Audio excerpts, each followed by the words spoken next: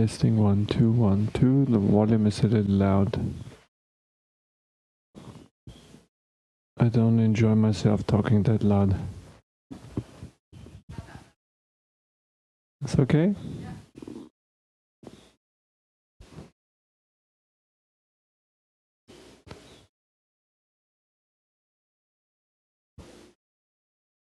Okay. We start with an opening invocation. I invite you to sit up straight, to close the eyes, bring the awareness within. Just bring your awareness to the breath and see how the breath naturally flows. If you're sitting in a chair, make sure you're detached from the backrest, just so the spine is straight.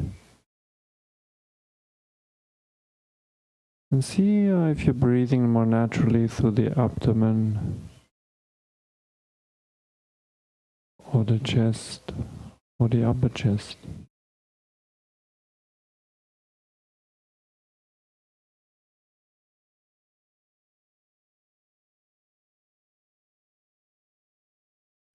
And then we chant 3 Ohms together, and if you're familiar with the opening invocation, please join in. Otherwise, just listen to these ancient mantras with your eyes closed. Take a deep inhalation. Om.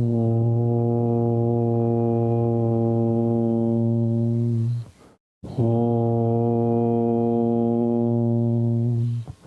Om.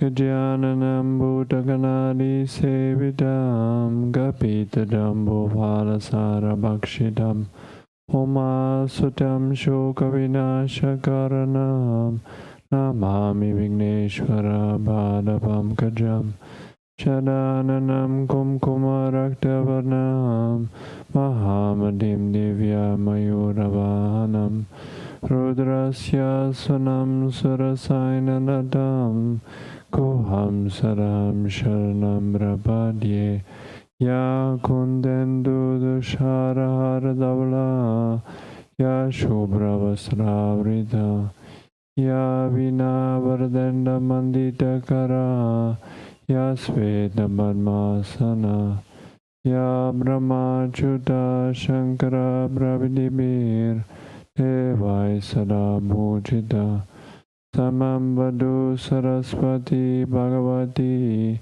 Nisheshadadhyavaha Om Namah Shivaya Gurave Satchidananda Murtaye Nishprapanchaya Shandaya Shri Shivanandaya De Namah Shri Vishnu Devanandaya De Namah Om Sarva Mangala Mangali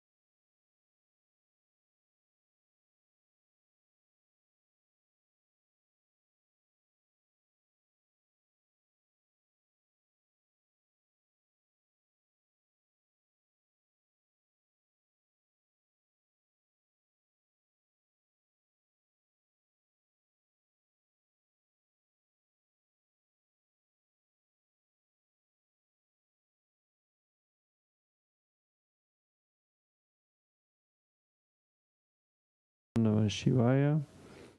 Wonderful, good afternoon. How are we doing?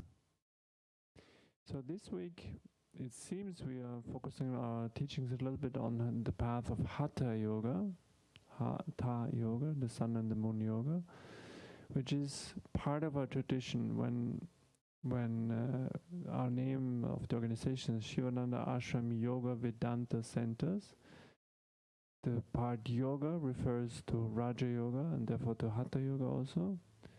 And then the word Vedanta to the philosophy that we teach Vedanta Yoga. So Hatha Yoga is part of our tradition, out of our lineage, and the Hatha Yoga is one of the sub-paths of Raja Yoga. Raja Yoga is one of the four main paths of yoga, the others being Karma Yoga, Bhakti Yoga, then Raja Yoga, and then Vedanta Jnana Yoga.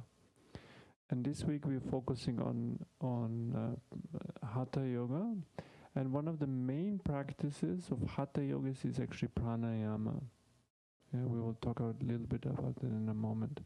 But before we do that, short round of introduction. I would like to know your name, where you're from, what brought you here to the ashram, what brought you here to the workshop, what your background is in yoga, if you've been practicing pranayama for quite some time or short time, and if you have any specific question to the ashram. The lady first. I want to know. We all want to know. Your good name is? Second? Kinda. Kinda. Where does the name come from?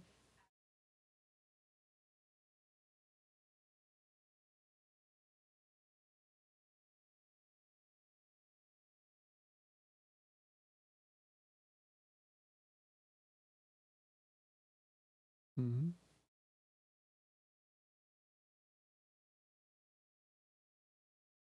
Mm-hmm. Mm-hmm. Pranayama as well?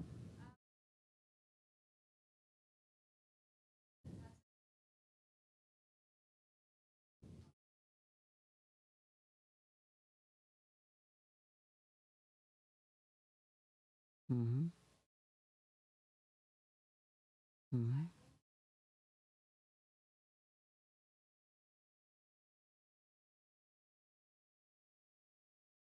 Life? Proof of life after life?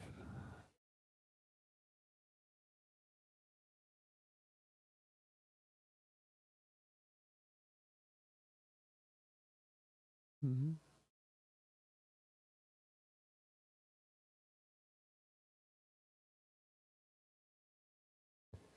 Good. And why did you come to the workshop, and did you bring any specific questions?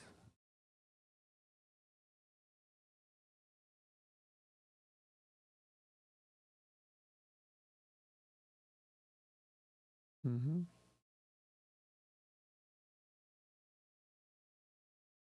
Good. Good. Welcome. Mahadev.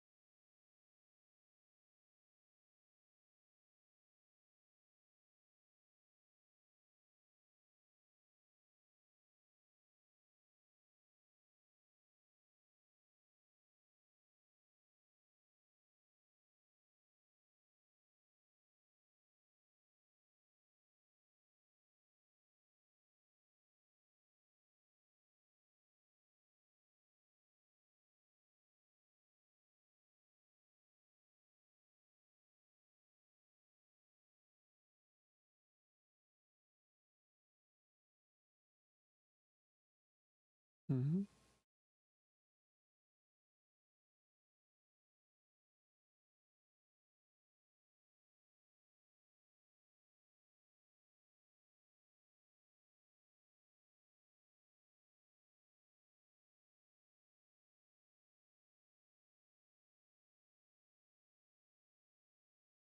Any specific question you brought concerning the topic?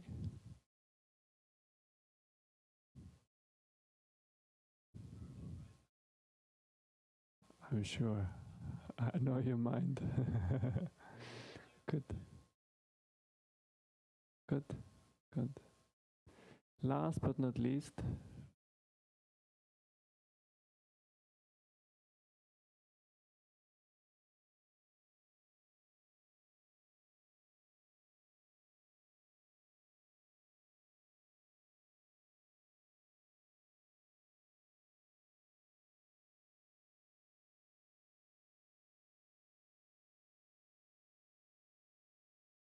Mm-hmm.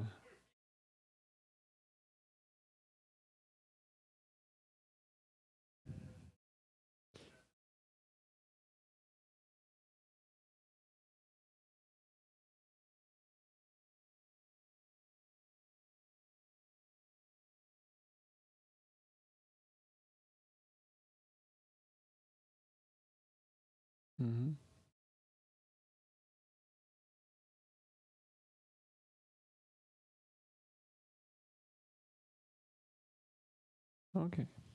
Yeah.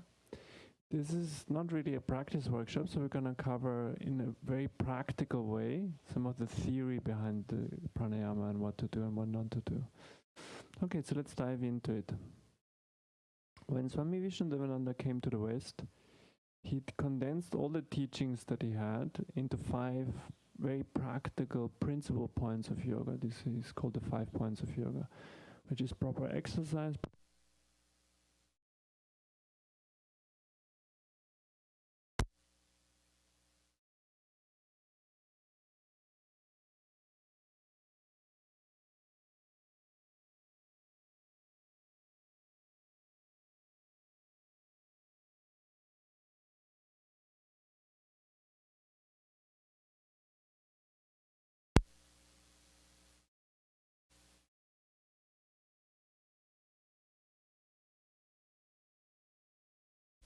of yoga. So I'm back. Okay, so these are the 5 points of yoga. And with this, we cover the basis of yoga. If you have those 5 principles incorporated or established in your life, you have a good start. That's a solid yoga practice. And then there are other colors, other flavors, other approaches, add-ons, etc., etc. But he always emphasized that this is the basic. Yeah, and proper breathing is one of the key ingredients. Yeah, what does proper breathing bring us above all? Energy. Yeah. What are we talking about energy? We're talking about kilowatts, or what are we talking about? Prana. So prana is what? Prana is this subtle life force compared to the Chinese notion of qi. Yeah, that brings, and this is the main purpose of pranayama, is to purify us. This is one of the main purposes. To build up our energy body, charge our energy body more and more and more. Yeah. And then also ultimately help us to transcend the mind. Yeah, and this is especially the advanced practices of pranayama. And when you look, like I mentioned already before, in the beginning we have quite a nice balance of exercise, breathing, relaxation, diet, meditation, etc. But if you look at the proper, what is called hatha yoga proper, the proper, more advanced techniques of retreat hatha yoga practice, this mainly consists of pranayama. When you go for our organization offers a retreat that is called Sadhana Intensive. It's based on what Swami Vishnu, the founder of this organization that is behind me, did in his retreat time. His practice was primarily focused on pranayama. Yes, there's a little bit of asanas to make sure that the body did not stiffens up, that we open up the nadis, stretch the nadis. But the real spiritual work is actually the pranayama, especially an exercise called Anuloma Viloma, the alternate nostril breathing. And we will get to it in a moment. What does pranayama mean?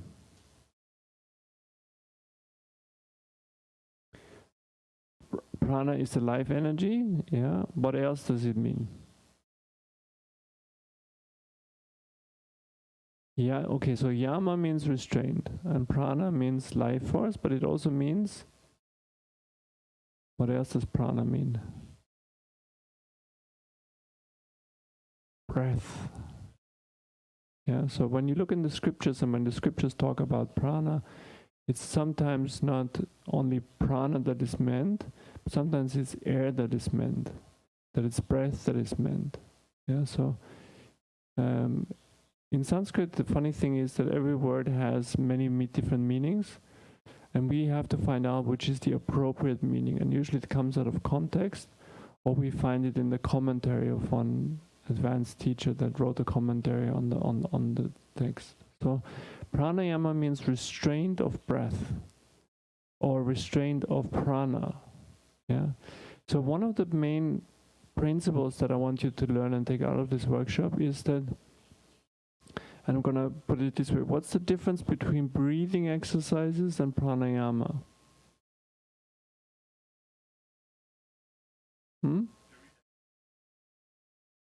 No, also breathing exercises can have retentions.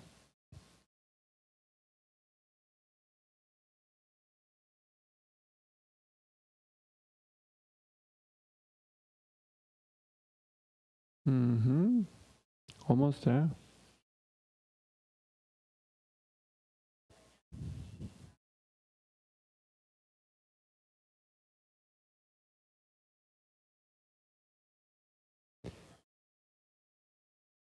Yeah, so this is a little bit my own personal definition, but what I'd say the difference between breathing exercise and pranayama is the engagement of the mind. Yeah. In breathing exercises, you focus on this, you focus on that, you don't focus, you can think about your grandmother, it doesn't matter. Yeah, as long as you do the breathing exercise. In pranayama, we apply the mind to it. The mind is applied to it. Yeah. So we kind of tackle, and the mechanics behind that is the important thing to understand, and this is really the art of pranayama, is to understand that the prana rides on the breath and the mind rides on the prana. So we influence one by influencing the other. And we're going to do an example afterwards in a moment. Yeah. Now, why is the breath connected to the mind?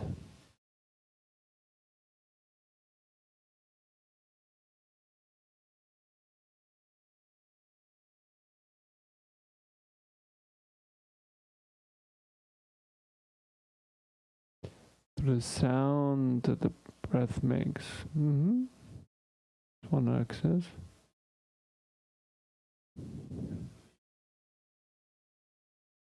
How does that work?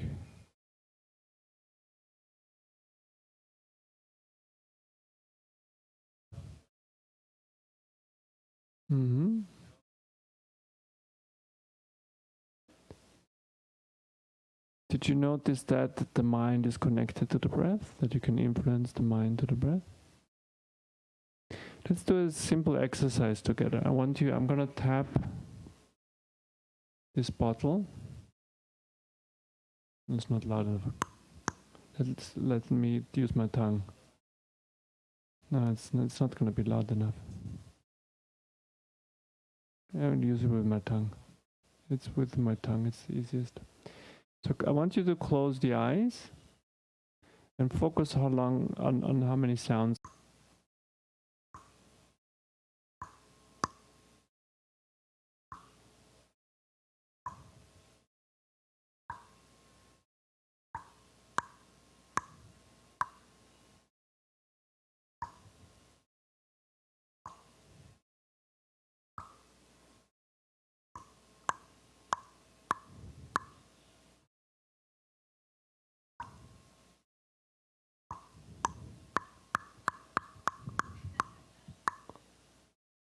Okay, and open the eyes again. How open did I? 34?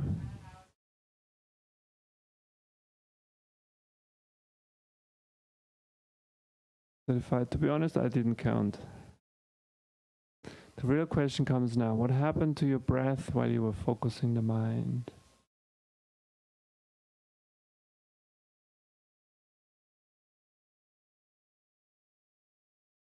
So the breath went faster?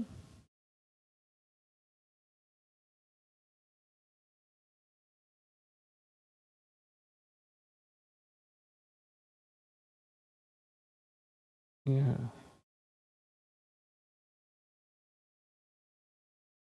Normally, when you focus on something, the breath actually normally slows down. That's why I was surprised hearing yours, which is part of the story. Yeah.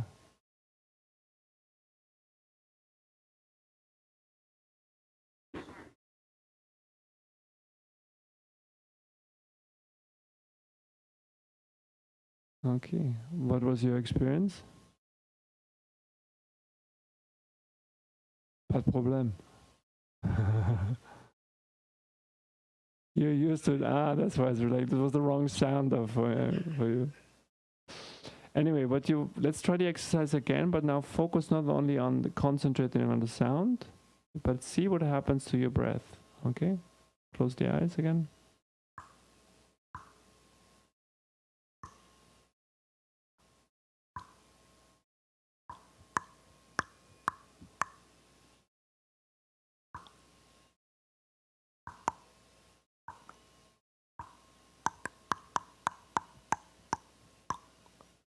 And open the eyes again. Did you notice any difference in the breath? You're a good drummer. But normally what happens whenever you focus it on your mind on something, obviously not a long time. For example, if you read a book, you're very focused, and the breath continues to flow. But if you have to really pay attention sharply, let's say you are driving your car and some dangerous situation is manifesting in front of you, hopefully not an accident, but something happens in front of you, your mind basically gets very focused, very sharp, and the breath slows down or stops completely. That's what happens for a normal person. Okay? But the question is, did you tell the breath to stop? No. From this we see there's an intimate connection between the mind and the breath. And the connection is the prana. So the breath is connected to the prana and the prana is connected to the mind. As long, yogis will tell us, as long as we keep on breathing, the mind will not stop.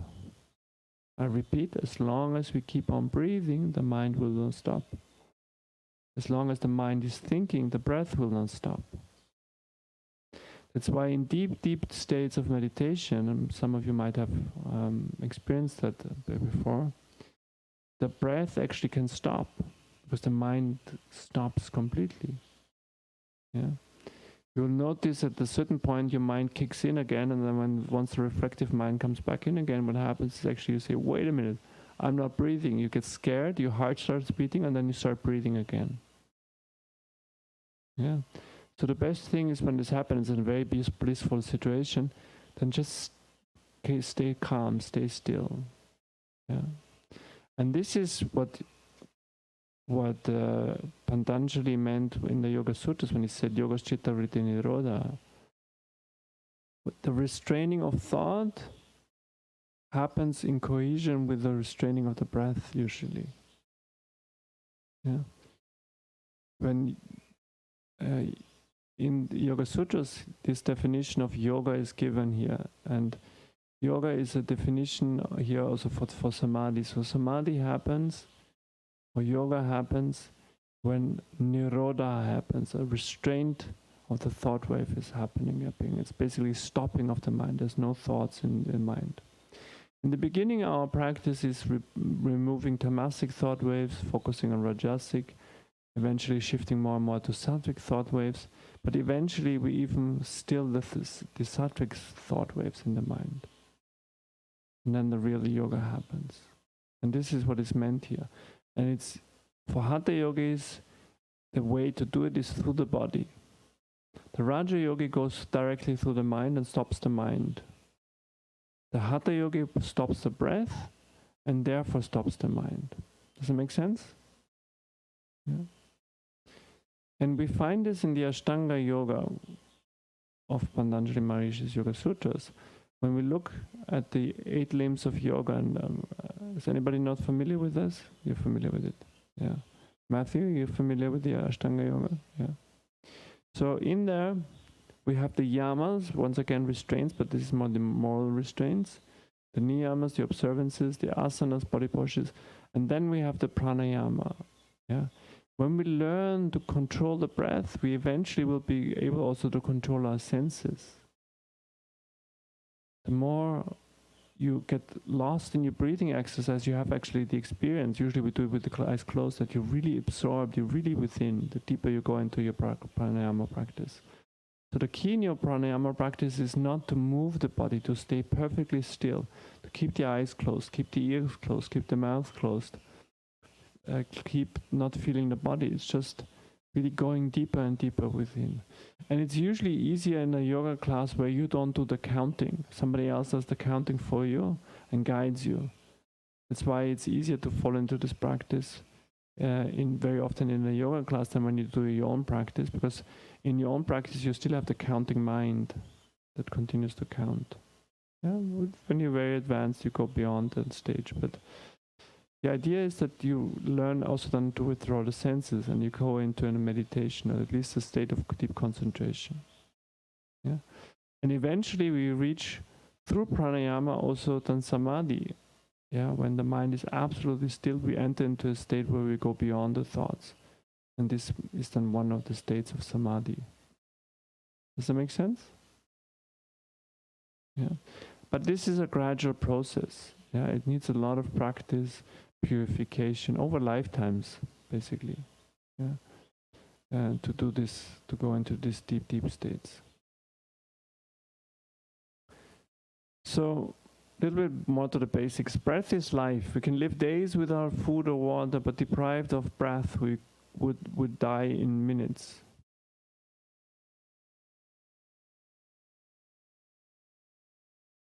Can live days without food or water, but deprived of breath, we would in minutes. I think there's a word missing there. We would die in minutes. But generally, we pay very little attention to our breath. Did you know that we breathe about 18 times per minute, 1,000 times per hour, and 25,000 times a day? Something you do 25,000 times a day, we pay very little attention to it. If you're familiar with the little steps, once again, atomic habits, yeah, the little steps, the small improvement. Let's say you increase your capacity 1% per breath. You increase your lung capacity only for 1% per breath, which is nothing. It's almost nothing. It's just paying a little attention. Yeah? Just being 1% more efficient. In the end, you have 25,000% increase of the day because you do it so repeatedly. Yeah, not in total capacity, but you see what I'm getting to.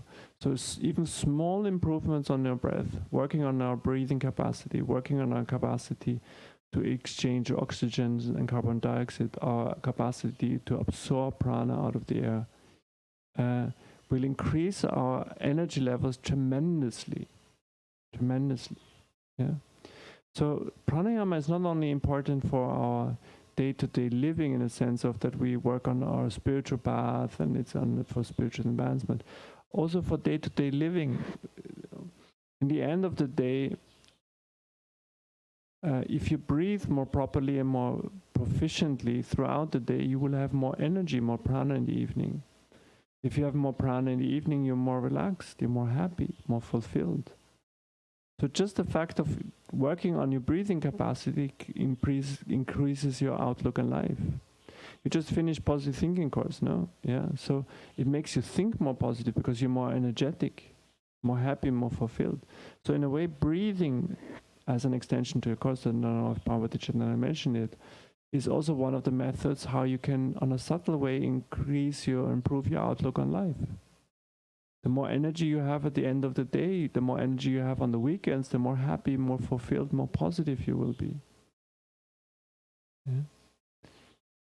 Like Pranava Chaitanya, I'm sure, mentioned, positive thinking has a lot to do with your vibration. Pranayama is one of the most powerful techniques to raise your vibration. Yeah, so that's why after a yoga class, one of the reasons why we fly out of a good yoga class practice is not only the asanas, but it's also mainly the pranayama that raises our energy. Yeah. This is the reason why Swami Vishnu designed the practice in a way that we do pranayama in the beginning of the class, not at the end of the class. Yeah. In order to raise our vibration and provide the body with fresh oxygen, but also with a lot of fresh prana. Yeah. In order to work with this energy, to work with this prana throughout the practice. Two main functions of proper breathing: to bring more oxygen to the blood and thus to the brain, and to control the prana, leading to the control of the mind. So we have twofold purposes here. One is a more gross and physical level. The other one is more on the more subtle level. Yeah. So these are the two purposes. One is bring more oxygen to the blood and to the brain and to the whole system, to the cells of the body. And the other is by controlling the prana, controlling the breath, we control the flow of prana. By controlling the flow of prana, we control the mind, ultimately speaking. The harmonious coordination of inhalation and exhalation creates a wave-like motion of effort and release in the nervous system, which leaves you relaxed and energetic. This is the same.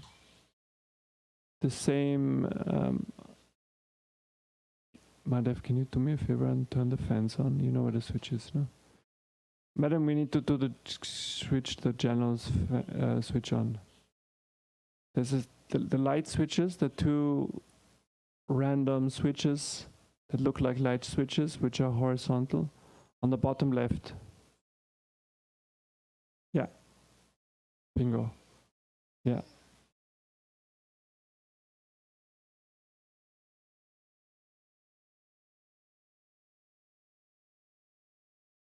Now, what is this inhalation and exhalation also? This pendulum creates a balance between the two branches of our nervous system, the sympathetic and the parasympathetic nervous system. Okay, that's also a part of the equation. Okay, a little bit about the physical breath, the breathing anatomy of the physical body. All you are familiar with this diagram. So, yogis primarily breathe through the nose, and then going through the windpipes into the lungs, and then engaging the diaphragm and into the abdomen. Yeah, but we will talk about it in a moment. And yogis focus on nasal breathing. There's some breathing exercises which are actually involving the mouth, but most breathing exercises involve the nose.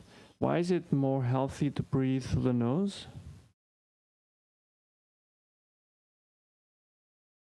You can move your mask down while you're speaking.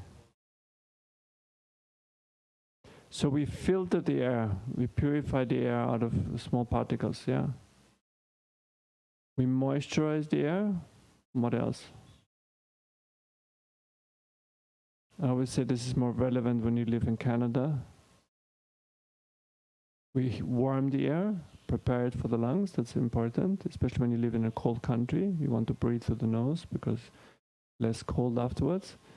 But last but not least, for the yogi, the most important point is, lesser known to the rest of the world. Yeah, very close, but why? What's the purpose is? You're right, basically. Also concerning Ida and Pingala, yeah, stimulate that.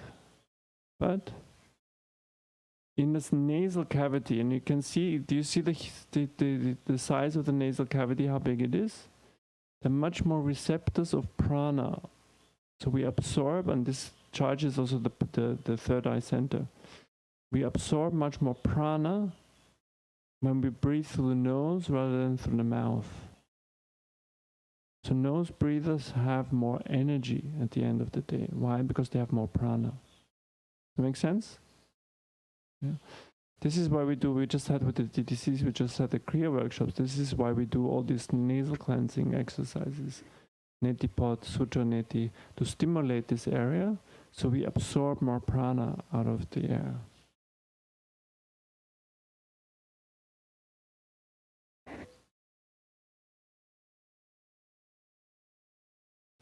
Now, how does the breathing work? When we breathe in, the chest expands, the intercostal muscles stretch, so the ribs separate each other, and the diaphragm moves up or moves down? Diaphragm moves down. Does the diaphragm contract or does it relaxes when it moves down?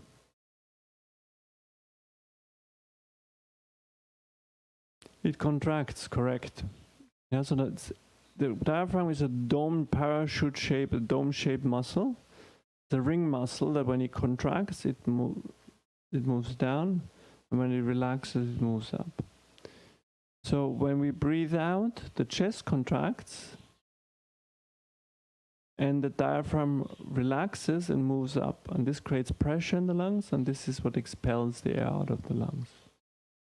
So when we say we breathe into our abdomen, what is actually happening? Is there any air entering the abdomen? Are we actually breathing into the abdomen? It's a, how do you say, a misnomer. Yeah, we're not breathing into our abdomen. What happens is that the diaphragm contracts, moves down, and presses the organs that are below the diaphragm downward. And since they cannot move down nor back, because back of the spine, down because of the pelvis, they have to move where? Up front. Yeah. So therefore, it's very important that when we inhale, to relax the abdomen. Yeah, some people are very stiff in the area and have the abdomen very much contracted. Yeah. Any questions to that? I think that's quite clear. This shows you a little bit the shape of the diaphragm. It's a huge muscle, actually. Yeah. On the left side, you have the view from the front, and on the right side, the view from the back. So the yogis say that there are three types of breathing, or three types of breath. First is the clavicular breath, which is the most shallow and worst possible type. The shoulders and collarbones are raised while the abdomen is contracted during inhalation. Maximum effort is made, but minimum amount of air is obtained. So let's try this. Sit up straight. Bring your right hand to the abdomen, left hand to the chest. Contract the abdomen, contract the chest, and just breathe into your clavicular area by raising the shoulder blades and the claviculars up.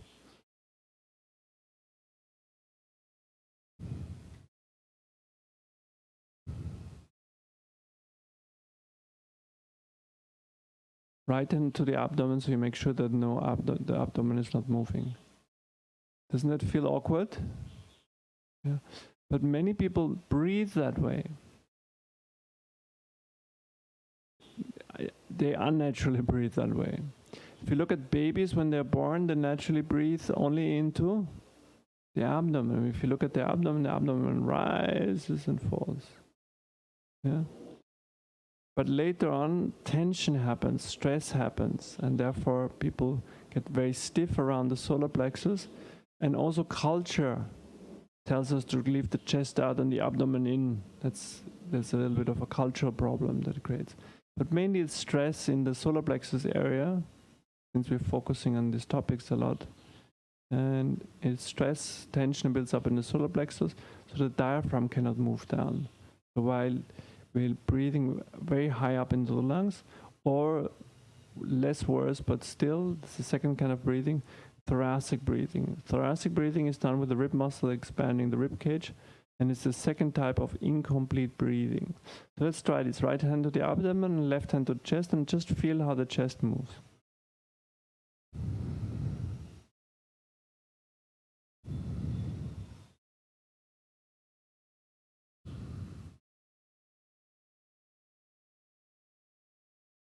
Yeah, but you should train yourself. You should isolate. The same way the swimmers train themselves to move the arms individually, just practicing one arm, then the other arm, then the legs. We should, as yogis, also try to work on individual parts of the breath, because it will increase our maximum capacity. What I recommend you is really try to isolate the breath. Learn how to isolate it. Also for teaching you need it quite well. Really press the abdomen in. I don't know, you cannot see me behind the laptop, but abdomen in and chest out.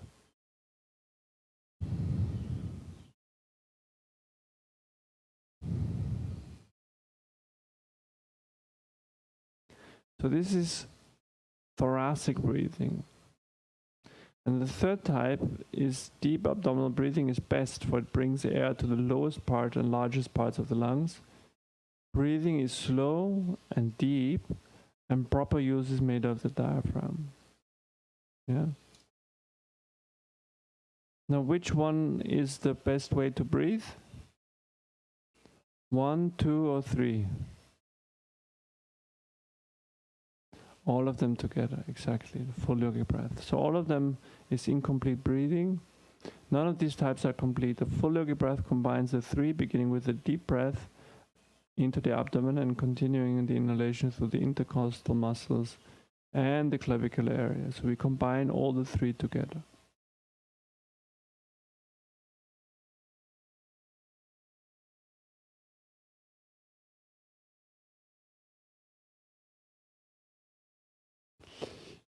In our tradition, we don't mention the clavicular breath in order not to confuse students, because it's too much detail for most people. So we focus more on abdomen and chest. Yeah? We say that the inhalation is led by the abdomen, and then at some point the chest kicks in, but the abdomen continues to move. And the exhalation also starts with the abdomen. Abdomen in, chest in. So let's try this. Sit up straight, bring the right hand to the abdomen, left hand to the chest. And then inhale, push the abdomen out into your hand, expand the rib cage, feel the chest rising, clavicular area. And then exhale, push the abdomen in and the chest in. Inhale and exhale. Inhale and exhale. Inhale, push the abdomen out and exhale. And feel how with every exhalation you really push the abdomen in. The abdomen is really moving in, it's contracting in. Yeah, it's a little bit challenging just after breakfast, at least when you eat more. But this is the idea. And this combination of abdominal breath, thoracic and clavicular breath is the full yogic breath. This is the basis of all our. Now imagine that you would take during the day, you would take the time, instead of checking your phone and checking your emails and checking your notification, you would just sit down or checking what news are happening in the world, or your Facebook account, or Twitter, or what's the new TikTok, or Instagram. I don't even know what the news platform is, but rather than doing this, just sit there and breathe deeply. Take a breath. Yeah, and we'll come to it in a moment. Now this was a little bit about the physical anatomy of the breath, but there's a more subtle anatomy to the breath, which we call the astral breath. Prana is moved through the nadis, or subtle energy channels, throughout the astral body. So within the astral body we have 72,000 small tubes, nadis, compared to tubes, that connect all the energy centers of the body. According to the ancient scriptures, we have 72,000 nadis in the energy body, out of which the 3 most important ones are Mahadev, help me. Yeah, exactly. Ida, Pingala, and Sushumna. Ida is the nadi that is situated on the left side of your body. It starts at the Muladhara chakra, runs up the spine, crossing over at the main chakras, and ending at the left nostril. Yeah, going through the pineal gland first and then ending in the left nostril. Pingala, on the other side, runs through the right side of the body and connects to the right nostril. This is Pingala.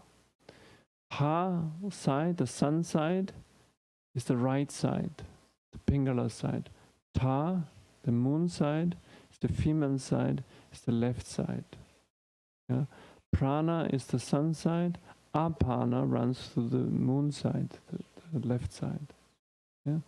There is the name where Hatha Yoga comes from. We work with Ida and Pingala to unite the upward moving prana, bring it down, and the downward moving apana, and move it up. We unite these energies. Once they are united, it's like a nuclear fusion that happens. There's a very powerful energy generated, and this energy we take then through the bandhas into the base of the spine, the Muladhara chakra, where we awaken Kundalini Shakti. Yeah?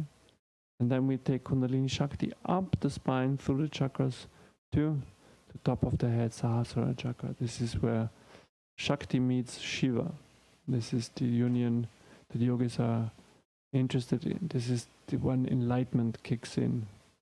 If you say kick in, I don't know if it's kick in is the right word. Where it happens, let's put it this way. Yeah. And how do we balance Ida and Pingala?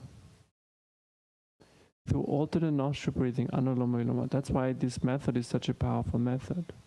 We balancing the flow of these two opposing energies in the body, Ida and Pingala, the heating and cooling side. Yeah?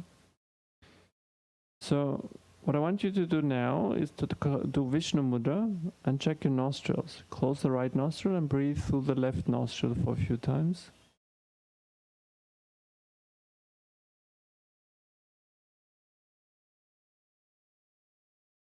And then switch over to the right side and breathe through the right nostril a few times.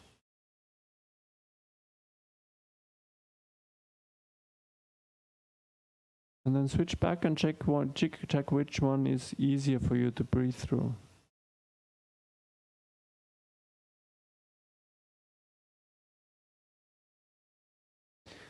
Okay, for whom is it easier to breathe through the left nostril? So the left nostril is more open. 1, 2. In the right nostril? Yeah. So throughout the day, ideally speaking, every 1.5 hours, the predominance shifts from one nostril to the other nostril. When the left nostril is more open, what happens in the body? Relaxation. We're cooling down. We're emphasizing the creative side, the female side of the body. Yeah. Ida is more dominant. It's more relaxing. It's easier for us to meditate, for example. Yeah. When the right nostril is more open, what happens? Pingala is more dominant. Yeah, so we have more energy, we are more active. It's easier to do things, to wake up, to eat, for example. Digestion is stronger. Yeah, and activity is easier to do, and the system usually heats up. Yeah. Do you know a way how you naturally, most likely, every day influence the flow of your breath? Through one of the nostrils? I give you a little riddle to do. When do you influence, most likely every day?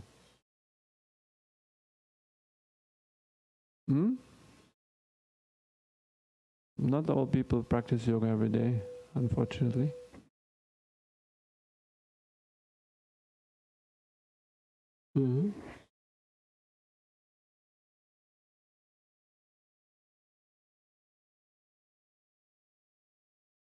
Almost universally. There are some exceptions there, but people do it naturally, instinctively.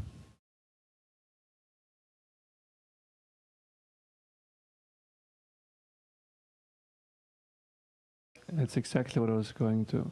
Yeah, most people have a natural regulatory system intuitively when they're deep asleep.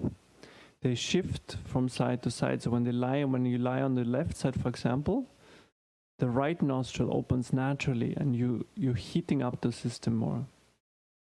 If your body is hot, for example, you will have the tendency instinctively to move more on your right side and open up the left nostril, so to cool down the system. Yeah, so we do influence of the nadis on hardly anybody knows that, and it's happened. The body knows it, of course. Yeah, it happens automatically. Yeah, but we do it consciously when we do alternate nostril breathing, where we balance the two channels.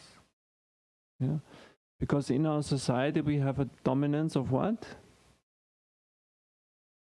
Go, go, go, go, which means Pingala. We need to balance it out. It has to do with Rajas also, but it's not really Rajas. It's too much heat, too much pitta also. Yeah. And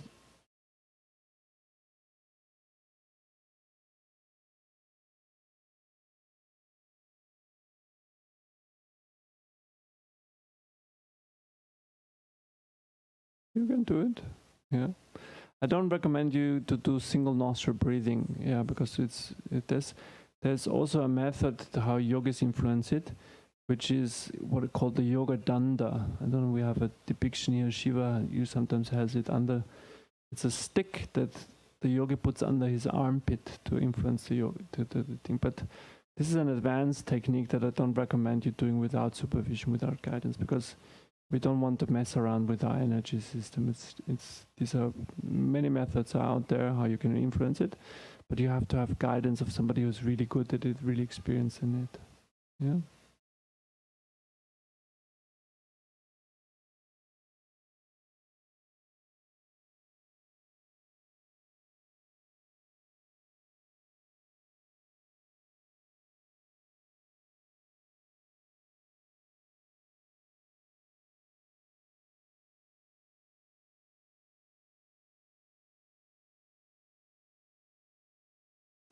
No, it's we tend to recommend, spiritually speaking, is to sleep on the left side, to have during the night the hot side more active, that during the day the left side will be more active, that meaning during the day we will be more controlled, more calm, more peaceful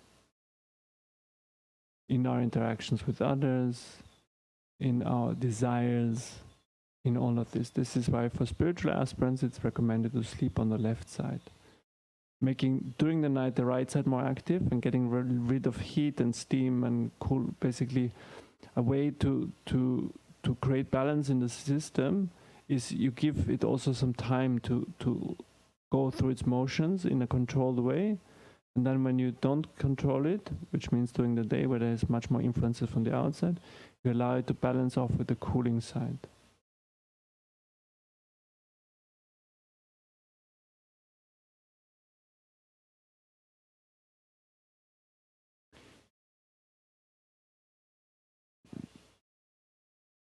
For what I know, it's sleeping on your left side. This is what is recommended for yogis, brahmacharis, etc., etc., etc.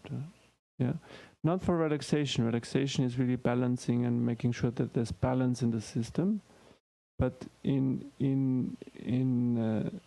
during the night, it's recommended to sleep on the left side, because our days are so different. Because we don't find balance during the day, most likely it's just balancing out during the night. Yeah. And as hard as possible is also not true. Yeah, it needs to be harder than most of us sleep. Yes, definitely. Yeah, but you have to get used to it gradually. Yeah, yogis sleep on very thin beds. Some of the yogis that come here, some of the swamis that come, they throw out their mattresses and put a wooden board inside and just put the, yeah. But you have to get used to it. For example, our spine is not used to it. We want to get there gradually. Yeah. Anyway, let's continue a little bit. So let's talk a little bit about prana. Prana is a subtle life-sustaining energy known as the Chinese notion of qi, similar to that. How do we absorb prana? Air. I wouldn't give a percentage on that, but most likely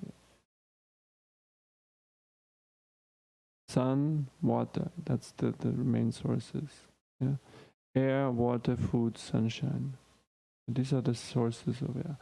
So make sure that in order to live a high energetic day, you have plenty of fresh air. If you live in a city, open the windows from time to time. Even if it's the middle of winter, do some, how do you call it, shock airing or shock, how do you call this? In German we say shock lüften. How do you say when you open the window for a short period of time in winter time when it's really cold? Yeah, how do you say just opening, letting fresh air come in? How do you call this in English? No, there must be a word for that. Sometimes I'm amazed how in English you simply don't have named words for certain activities. Ventilation, exactly. Shock ventilation, that's it. Yeah. It's a shock ventilation. You open the windows just shortly, let cold, fresh air come in, and then close them quite fast. In winter time, I'm talking. Yeah.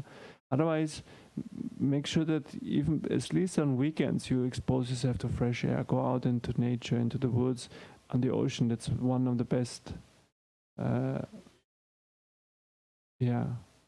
areas that you can be. Also because of the negative ions that you find coming through the air, which are very healthy for the system, as we know. And then eat high prana food that is alive, that is close to the sun, nothing packaged, nothing frozen, nothing microwaved, nothing whatever, high energy prana, but it's a topic by itself. Drink water that is energized. Don't drink stale water, bottled water, anything like this. Yeah, use your water, and if it's old water, stir it up a little bit so there's fresh prana, fresh energy in it. And also expose yourself for sunshine. You know, we need sunlight. Yeah, people are moving from a lot in sunshine to no sunshine. That's not healthy either. Too much sun is not healthy, as we know, giving the ozone layer. But too little is also not the right thing. Why? Because you want to absorb prana. This is why we feel so good when we go for a walk. Fresh air, perhaps fresh water, but also fresh sunshine. Remember that the source of prana is the sun. Everything that where we take prana from comes from the sun. The food that we eat comes from the sun. The water we drink is energized through the sun. Air that we breathe is energized to the sun. So everything is comes from the sun.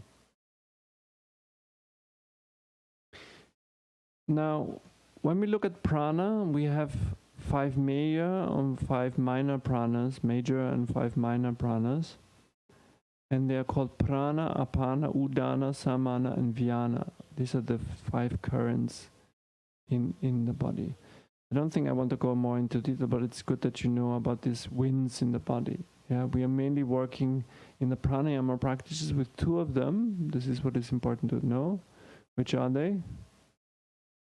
Prana and apana. Yeah.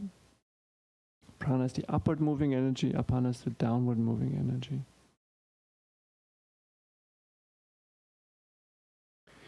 So whenever you have a chance, take a full yogic breath. Make sure that you breathe deeply.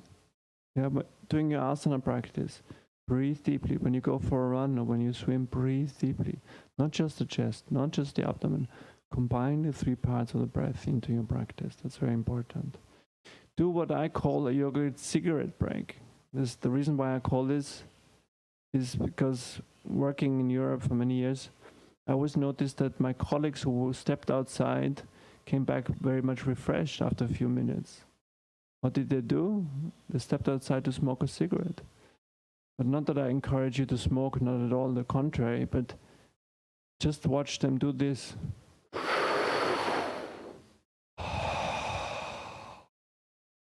What is this? It's a deep breath.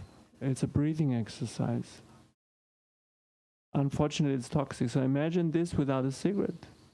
Yeah? Stepping outside, which is an important part of the practice, step away from whatever you're doing from time to time. Yeah? Take a break, a few minutes, and breathe deeply. Do a few breathing exercises. Yeah? I like to shock people on airports or whatever to sit in a corner and sit. Nowadays, people know nowadays. They say, he's practicing pranayama. Yeah? But back many years, they had no idea what I was doing. Yeah? But that's such a smart thing to do before flight and after flight, for example. Before a meeting or after a meeting, yeah, to recharge yourself, to bring your energies higher up. Yeah? Especially if you have corporate meetings ahead of you, then a little bit more energy is very recommended. So you can take something with a more humorous note. Yeah. So do what I call the yogic cigarette break. Step outside, set a timer every 25 minutes, every 45 minutes, every 50 minutes, whatever it is your time, concentration time is. But take 5 minutes in between to drink a little bit, to stretch a little bit, and to breathe a little bit.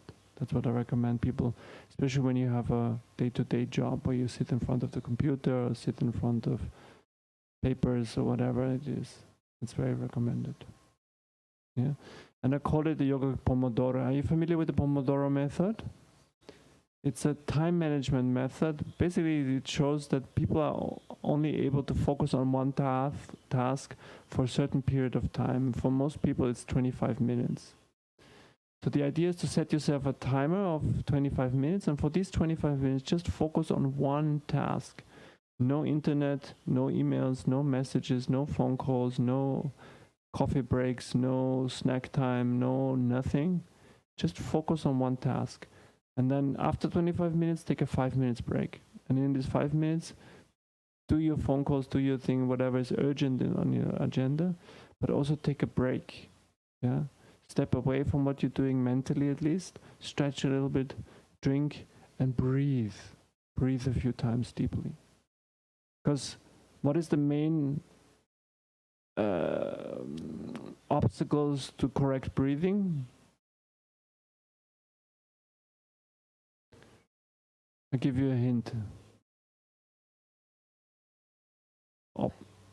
An obstacle to correct breathing, yeah. Posture. We slouch, my favorite American word. We slouch. Yeah. If we would be sitting straight with the spine straight, we would be naturally breathing more into our abdomen, into our chest. Yeah. But because we get lazy through bad sitting habits, weak back muscles, weak abdominal muscles, weak core muscles, we slouch a lot. When we slouch, we don't breathe into our abdomen, we get less oxygen, we have less energy, we get tired, we get sick, we get ill, etc., etc., etc. It's all has to do with posture. That's why asanas are so important, and correct breathing. Does it make sense? What also helps, what I mentioned already, is the neti pot method. If you're not familiar with it, get a neti pot, fill up some lukewarm salt water into the pot, let it run through one nostril, let it run the other nostril, then to the other side.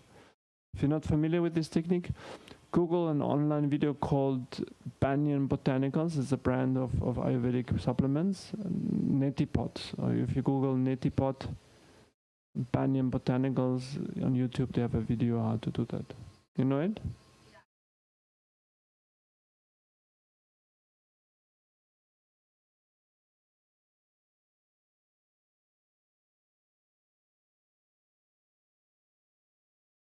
It works, but it's not so efficient, because if you let it run with a constant strain without diffing it up, it fills up the nasal cavity more. Yeah. So I recommend really doing an neti pot. Get an neti pot. If you do it regularly, then it's a good thing anyway to have. It's more practical. Yeah. Yeah. For traveling, I recommend a plastic version. For at home, a ceramic version or metal version. Ceramic is even better because you can put it in the dishwasher. When do we start a breath? When does the breath start? Trick question.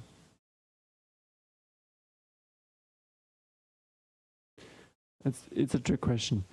The correct breath starts with the correct exhalation. Why? If you don't exhale completely, you won't be able to inhale completely. Yeah, so make sure that you're really fully exhaling. Many people are just keeping a lot of residual air, what is called residuals, not using the full exhalation to really expel the air out. That's why there's a lot of stale air in the lungs. Yeah, so make sure that you exhale completely. That's why in our breathing exercises, we have usually double the time of exhalation compared to inhalation, to really make sure that one of the reasons why it is so. Talked about sitting posture. Yeah, there are two main methods that we use for breathing exercise that I recommend on a regular basis. One is Kapalabhati, the shining skull exercise. We currently don't teach it here in the ashram. Why? Our friend of COVID, yeah, because you you blow a lot of air around you, so it's not really COVID friendly. But this exercise purpose is mainly to cleanse the lungs and breathing pathways, remove tamas out of the system, inertia, laziness, tiredness out of the system, and store a lot of energy in the solar plexus. Yeah. But the more important exercise is Anuloma Viloma, the alternate nostril breathing. Yeah. We usually teach it here 10 rounds a day, ratio 4, 16, and 8. Yeah? But you can go up even with these 10 rounds in your ratio to 5, 20, and 10, 6, 24, and 12, etc., etc., etc. Staying in the same ratio. Yeah. The main benefits doing the exercise happens actually during retention. The ratio have to do with the ratio of sympathetic parasympathetic nervous system, have to do with the brain, etc. So that's why we keep the same ratio. But the idea behind the retention is the longer the retention is, the more you're able to still the mind, to absorb the prana and get deeper into your practice. Yeah. And of course you work with more lung capacity. Every time you inhale longer, exhale longer, you increase your lung capacity. One of the effects is the increase of lung capacity.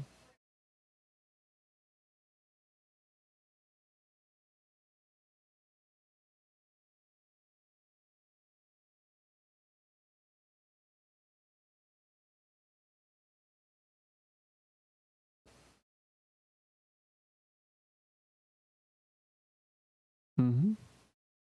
Yeah, it's a little bit more complex because remember that the lungs are in the structure of the ribs, but even the intercostal muscles, over being trained and stretched over time, they expand also more. But since bone growth is involved there also, it takes a longer period of time, etc. A little bit more complex than the stomach itself. Yeah, but definitely one of the goals and benefits of the exercise of both Kapalabhati and also Anuloma Viloma is increase of lung capacity. Yeah, and also most people don't use their full lung capacity, so we're working more and more with our lung capacity, we're increasing our lung capacity there. Matthew, ça marche comme ça? Très bien. In the more advanced pranayamas, which I don't recommend you doing at home or doing without guidance,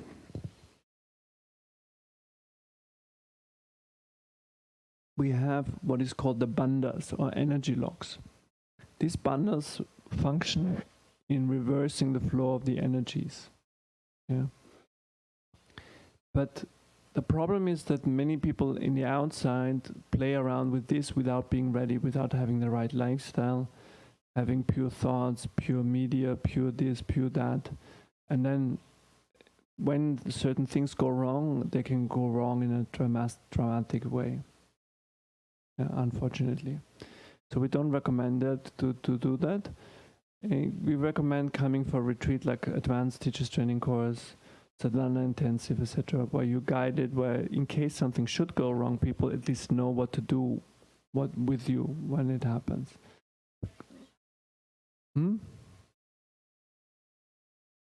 Yeah. Serious things can happen, and I know stories personally of people who things went wrong. Yeah, so these are the advanced techniques, and there's a warning sign out there not to do them without guidance, without proper training, without proper preparation. But I always say that for TTCs, and I'm sure that your teacher was Satyadev, no? Satyadev mentioned it as well. He taught you the advanced pranayama, no? The advanced pranayama for TTC students on their own is up to 20 rounds of Anuloma Viloma per day or per sitting, yeah, in as high ratio as you can go. Kapalabhati up to 120 pumpings twice a day. Yeah, and if you have this a daily practice, it becomes a very powerful practice. Yeah, so not only to do 10 rounds, but do 20 rounds, morning and evening 10 rounds. Or if you have retreat time, you can do it even more. Yeah, and this alone is a very powerful practice. But only if you stick to the 10 rounds that we do it, but do it consistently on a daily basis, it becomes a very powerful pranayama itself. Yeah. No, 8 is half retention. Yeah. The way that we teach it here is 4, 16, and 8. Unless students are not ready, we start for beginner's course, for example, we start with 4 no retention, 8 exhalation. Then we build, after a few days, we build in 8 seconds of retention, half retention, and then eventually 16 seconds of retention. But here we're talking about advanced pranayamas, and this is then 5, 20, and 10, 6, 24, 12, 7, 28, what is it, 14, 32, and you can even go higher if you want. But the main instruction here is to be very comfortable in your practice, throughout your practice. If you're pushing it too much, you get negative effects actually. It's more detrimental than beneficial.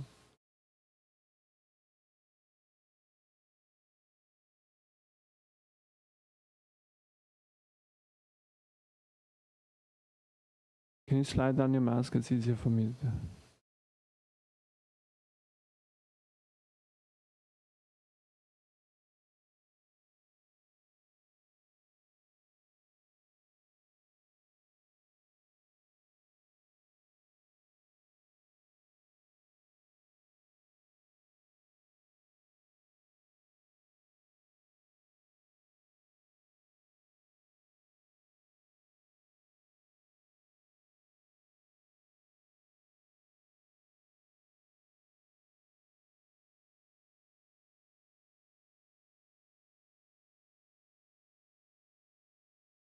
Yeah, well, first of all, it's a yes and no answer. It depends on how strong your discomfort is.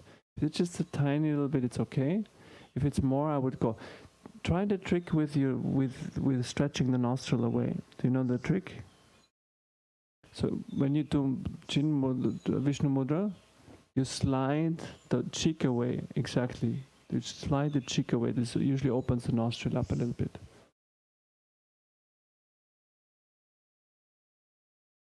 No, do the cheek. Sure. So you have Vishnu Mudra, and rather than just opening the nostril, you bring the fingers to your cheek and you stretch it away. Like this is left side, this is right side. You stretch the left cheek away. Yeah. Well, try it.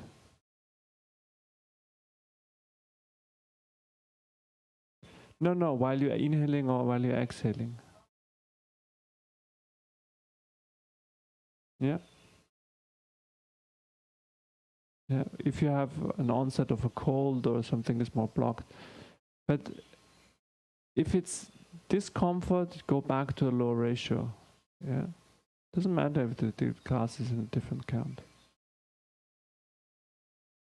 Yeah, it's more important that you're comfortable. That's important. If it's just a little discomfort, okay, it's more comfortable to stay in the. It's a yes and no answer. It depends. The right answer. Yeah. Okay. Any other questions to this?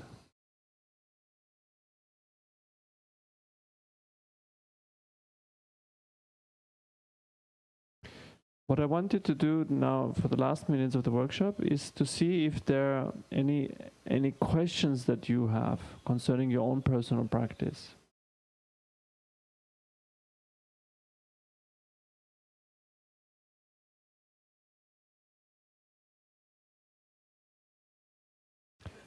Why not?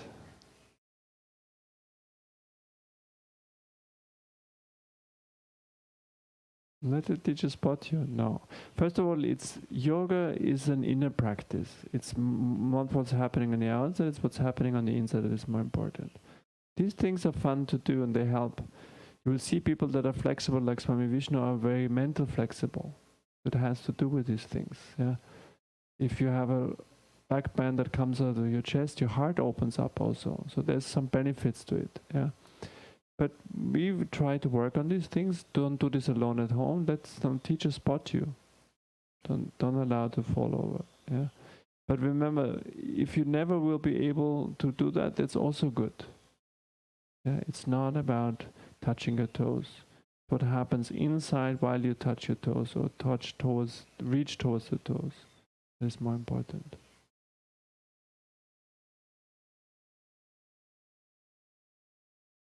Mm-hmm. One round of Kapalabhati and the rest Anuloma Viloma. Mm-hmm. It's like a quick recharge. Yeah. Except it's when it's the evening, then you do only Anuloma Viloma. Why? Because Kapalabhati wakes you up. So don't do Kapalabhati too late at night. It's like a cup of coffee in the evening. Yeah. Bellow breath. Yeah. So don't do it in the evening.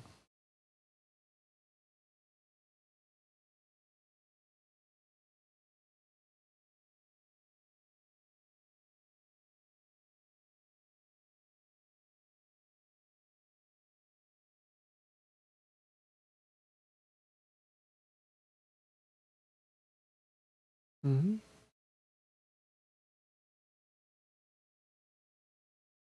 Mm-hmm.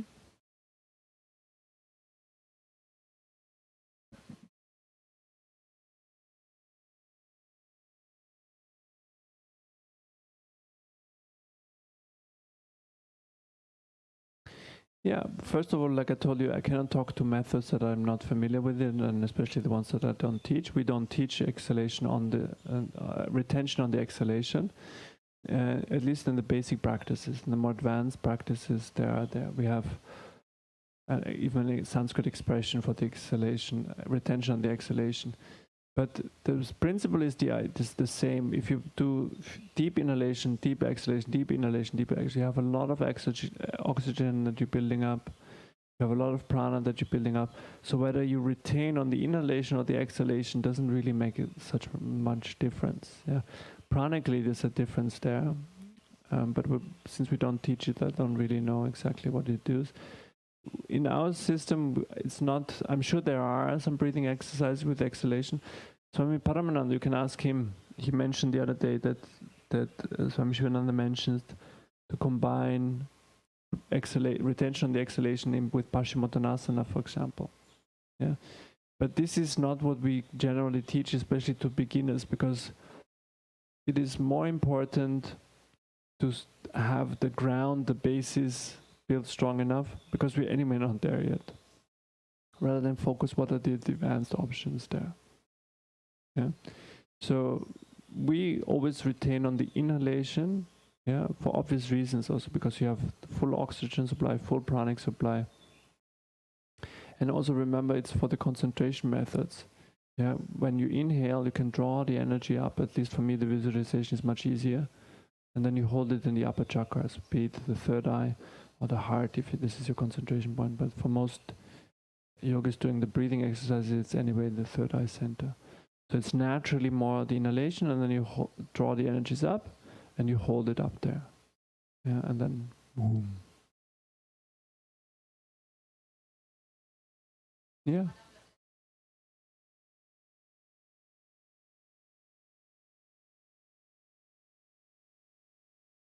Mm-hmm. There are hundreds of methods out there. Yeah, but don't mix things together. Why? Because you have no idea, or we have no idea what's really happening. Even if scientists tell us what happens, they have no idea what's happening. Yeah. So what we always emphasize is there are many styles of yoga out there, many lineages out there. Choose one, follow one. Choose an ancient tradition, follow it. Doesn't mean to be this method, our lineage. We believe in it, we teach it, we love it. Yeah, but we're all biased. Yeah. Choose yours and go for it, but don't mix and match. Yeah, don't think that you have the worst thing that I see out there, and it's nothing bad is happening because people are mixing all things together and they get all up mixed up students that end up with mixed up results, but they don't know anything. It doesn't matter in the beginning anyway. Yeah, but don't mix things. If you want really spiritual progress, trust these masters who could see the subtle effects of this exercise. These are very powerful exercises that have very powerful subtle effects. If you don't feel your energetic body yet completely, I'm not talking about parts and feeling chakras or whatever. This is the beginning notion. Yeah, this is only because the beginning. Once you have full notion of your energetic body, once your energetic body is as real for you as your physical body, then you can start mixing things. Then you can start to understand things. Before that, follow the guidance of somebody who did. Yeah, that's very important. Otherwise, you have these yoga journal tools of mixing your sequence together, mixing your things, which is but okay. Let them be ignorant. Some yoga is better than no yoga. Yeah, and for most people, it doesn't make a big difference anyway, because they're in the beginning, and I call it's the entry drug. It's good for them to start this way. Yeah, but especially if you get serious about the path, choose a serious lineage. That's very important. Choose one and continue with one. Yeah, like Swami Sivananda said, don't dig many different holes. Do so in the beginning, but if you want to find real water, dig one deep, deep, deep, deep, deep until you find water. Yeah, don't go spiritual shopping in the beginning of your spiritual path, but afterwards stick to one lineage and then continue along it. And the purer the lineage is, the better. The more benefits you will get out of it. This new age mixing and matching is very dangerous, because you don't get very... Any exercise pulls you in a certain direction energetically. And if it's in two different directions at the same time, which are opposing to each other, you're not moving along anywhere. If it's sideways, you get this move to the side rather than being moving up or moving towards your goal. Yeah, so be very careful with that. Yeah. Any questions concerning your personal practice?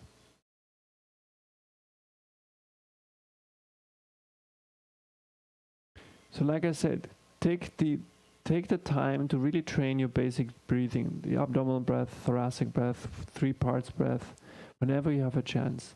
Whenever you're waiting in line in the food lines up there, for the bus, for, I don't know, internet is down, I'm trying to find modern, in the subway or whatever, yeah?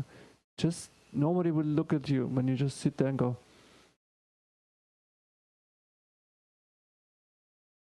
with a big smile, yeah? Just breathing deeply. Yeah, take the opportunity in between, whenever you have a chance. When you're brushing your teeth, when you do all these mundane nonsense things, yeah, take a time to breathe deeply. I guarantee it will shift your life. It will shift your life. In what way? More energy, more prana, more energy at the end of the day means more happy life. You will be happy, your partner will be more happy, your boss will be more happy, everybody will be more happy. Just by the simple technique of applying this art of proper breathing into your daily life. But do it consistently and unceasingly. Yeah, systematically. And best is to continue with Kapalabhati and Pranayama, Anuloma Viloma Pranayama, and slowly building up your capacity. It will shift your life completely. People will not understand why you're so happy. Okay, any final questions? Okay.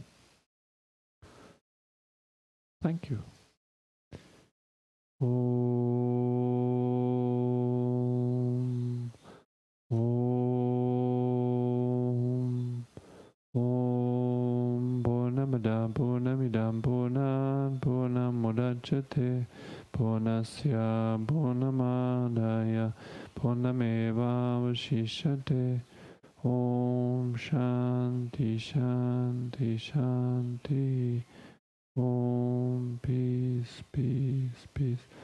Om Bolo Satguru Sivananda Maharaj Ki Jai. Om Bolo Swami Devananda Maharaj Ki Jai. Om Namah Shivaya Hari Om Tat Sat. Thank you very much. Tomorrow, I believe Swami Devananda will be giving a similar workshop, either a continuation or more practical. I don't know. He's not out yet. I haven't seen him yet. But he will give, at least on the schedule, is a similar kind of workshop. If you have additional questions, you can ask him. He's also a very experienced teacher. Thank you.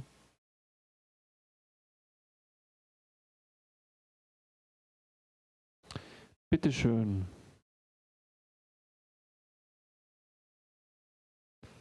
And if you could take a moment to clear the platform, cushions and pillows to the side, and chairs to the back or to the corner.